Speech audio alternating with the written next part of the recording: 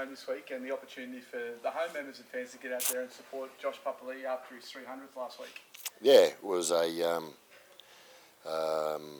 great opportunity to come home and celebrate it.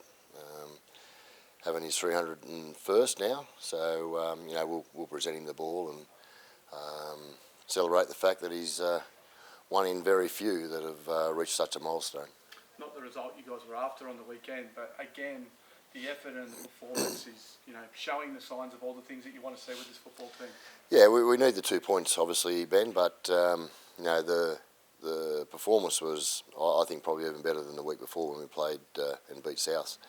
I think we're finding our football at the moment. I think the players are getting comfortable with their cohesion, our plan, and I just feel as though we're improving. Adam Cook had a really strong performance, and he's been rewarded with a place on the bench this week. He gives you a bit of versatility and can cover a number of positions. Yeah, it wasn't as though there was wasn't performance because of Danny. It was more of a strategic point of view. He can cover 9. He can cover another other positions on the field as well, and gives you a genuine utility on the bench. Tommy's playing big minutes at the moment, and gives me that opportunity to cover other positions as well as 9. What have you made of Tom Starling's progression over the last few weeks? Obviously, he started the season on the bench, but he's really taken that starting jersey with both hands.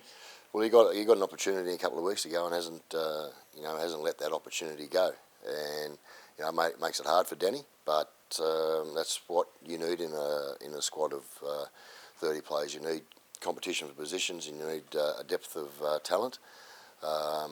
And it's a fight for a spot every week in most positions, and that's what you need. Ethan Strange had a week off last week, and he's come back into this week. I'm sure he's ready to go again and bounce and to get back out there. He is. It was a decision that Ethan and I spoke about for a week or two, that over the month he was going to get a week off. I said last week in the press conference that you were there that I know how to look after the younger boys, and it was just a bit of the shine was being taken off Ethan in regards to his physicality, and I just needed to pep him up a little bit. He didn't want to miss the game, but fortunate for me, he said he trusted the decision, and that's what I appreciate in young players, that they do trust my experience and understanding of how to look after them.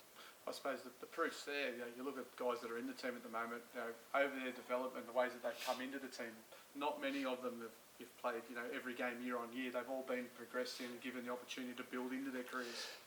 He's been enormous this year, Ethan, in regards to the longevity of the competition. He's played outside last week every minute of the season, and he's a competitive person by nature, and he was never ever wanting to give up that spot.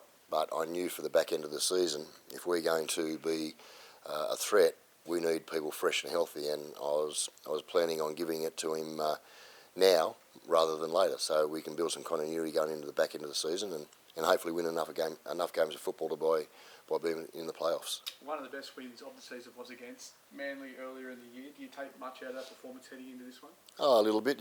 We do look back at those games for a preview type of purpose, but again, I think we're a better football team today than when we were then, simply by the fact that we've got so many players who've played more games of football.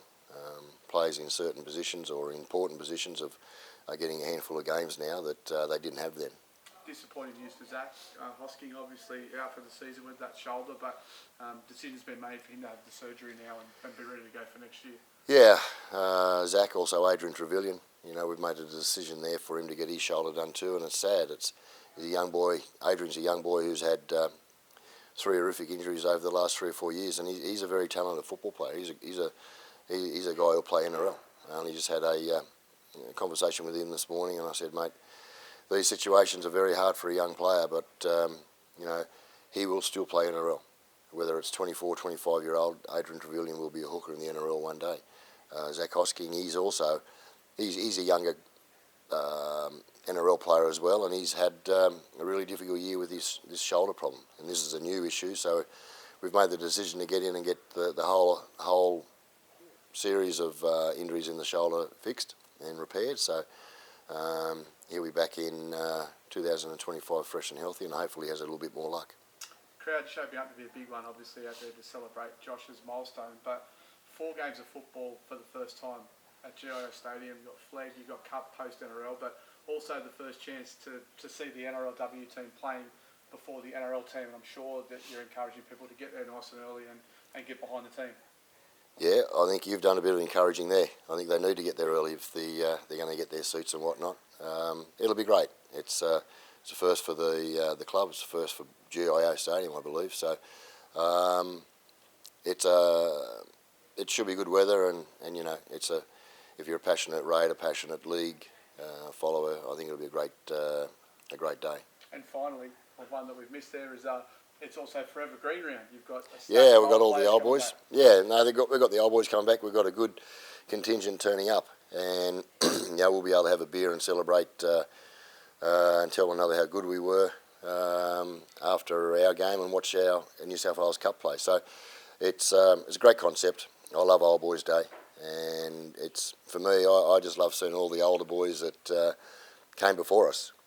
It's good to see a lot of the boys that I played with and a lot of the other boys that I've coached. And but for me personally, I just love seeing the green there being represented by our old boys, because the players of today, we don't forget our past, we don't forget our history, we don't forget the players that wore our jumper, and it'll be great to have a beer with them after the game.